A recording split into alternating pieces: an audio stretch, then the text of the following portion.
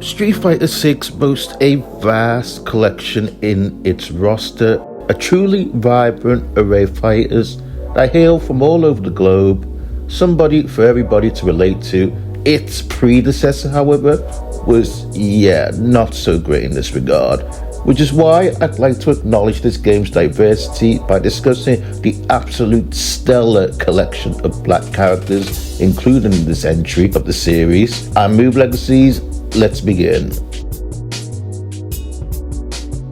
Kimberly is a brand new character to the Street Fighter 6 franchise who teleports onto the scene because their love for graffiti art with a remixed version of the Bushinryu martial art, a specialized martial art based loosely off of ninjutsu. She's a strong and nimble fighter with a courageous and heroic spirit. She currently seeks to face up against the formidable and definitely not a pensioner Johan Petrovich to find answers regarding her missing uncle, who Johan Petrovich, or JP for short, was the former boss of. Although in her arcade story she was able to hold her own against the conglomerate boss, Kimberly suspects JP was simply testing her and did not use the fullness of his strength, which probably would have been a one-way ticket to the Treehouse of Pain, which, Kimberly don't want none of that.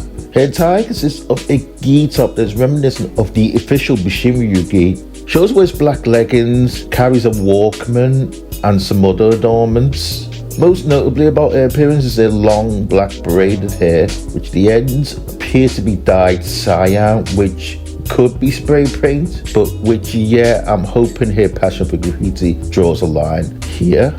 A very stylish character with a fun disposition, a very pretty and vibrant young girl doing her utmost to do what is right and attain the answers she needs in order to fulfill her goals.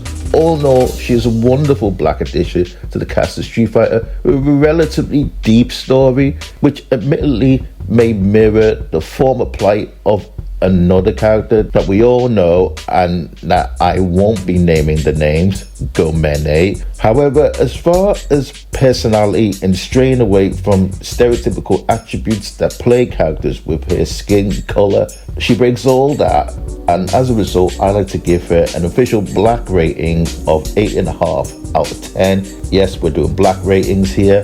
A welcome addition to the series. The groovy and registered cool man, reggae artist from Jamaica, DJ, returns to the Street Fighter forefront to bombastically and I dare say telefantastically duke it out with the best of the best. He's significantly reggae'd up in this iteration, a lot of zaga zing, zaga za going on around here. DJ has really come into his own in SF6. However, historically, that was not always the case. He seems to have this weird disorder that gave him an unmoving grin. Even while getting punched in the face, this would be accompanied with an oddball obsession with dancing and an unhealthy obsession with feeling the rhythm. Rhythm. Though he was never a pushover in terms of fighting, canonically speaking, he was able to triumph over one of the strongest characters in the canon of the whole series.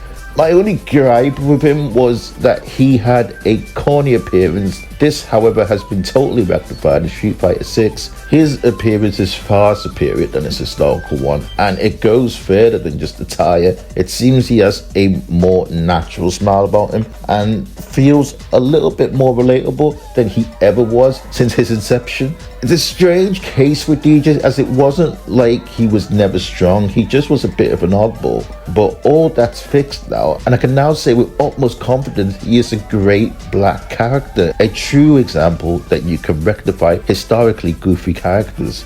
Not you, Dan, however, there's no going back for you, man. Times have changed in Street Fighter 6, the character should also follow suit. Giving the Street Fighter 6 iteration DJ a big 7 out of 10 mon win transformation right here. Shop up.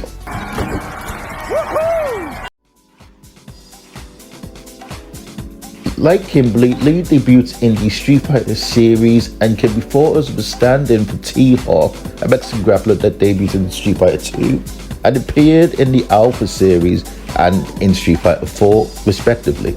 Lily is a great stand-in for T-Hawk. Often it can be risky to replace long-standing characters. However, I wouldn't say T-Hawk was massively popular, so it was a safe bet and a good one to boot. Lily is a young girl, also hailing from Mexico, being part of the Thunderfoot tribe, just like T-Hawk. Beckoned by Windsford, she seeks to meet strong warriors all over the world. And yeah, that's the gist of her story. In Dhalsim's story, however, it's revealed there's a little more going on with Lily, as he senses colossal power coming from the young girl that wishes to investigate the matter, suspecting the colossal power could be the sinister Satsui no Hado, which is the same power that corrupted Akuma. However, after some typical Street Fighter bonding, it was realized that this wasn't the source of the sinister power after all, and that Lily seemed capable enough to handle whatever the power was. Lily is a great black character. She has a great moveset, is strong. Her story could be a little bit more fleshed out, as could their shorts, considering her age could be floating between 10 and 16 years old. Other than that, I don't have too many gripes with her and regard her as another great character in the series. Lily gets a black rating of 6 out of 10. Though she's a good character, there's a few tweaks that could be added to her to make her even better. Though if left as she is, I wouldn't have too much of an issue with her. Maybe at most she could borrow one of Kimberly's leggings. Last on the list is one of my favorite characters in all of gaming. She's one of the greatest examples of a black character in the fighting game genre, being strong and unique in terms of her fighting style and appearance.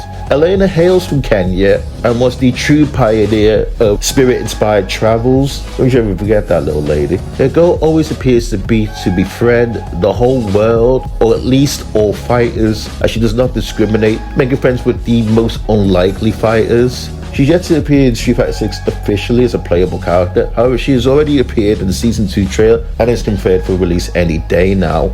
Utilizing the capoeira style of martial arts, she uses her mighty long legs to dispatch her opponent with style. Though win or lose, her light-hearted nature will guarantee she always asks for your socials after the bout has concluded.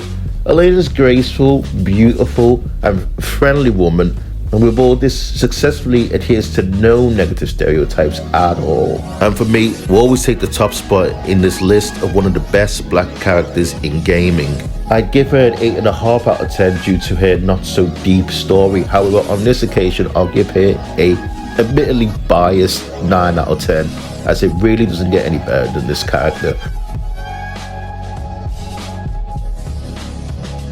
Now, there's still a slew of black characters in the Street Fighter universe that are yet to appear in this game. And with the recent announcement of Season 2 in Tekken, the next season of Street Fighter is definitely upon us. And I'm curious about what other black characters will be added next. At this point, I'd be content with the amount that there is now. However, additions are always welcome. Here's to hoping. And that's it for me. If you have any comments, let me know in the comment section. And if you want more, please give me a subscribe, as it does help me to make more videos for you guys. Until next time, thanks for listening. See you later.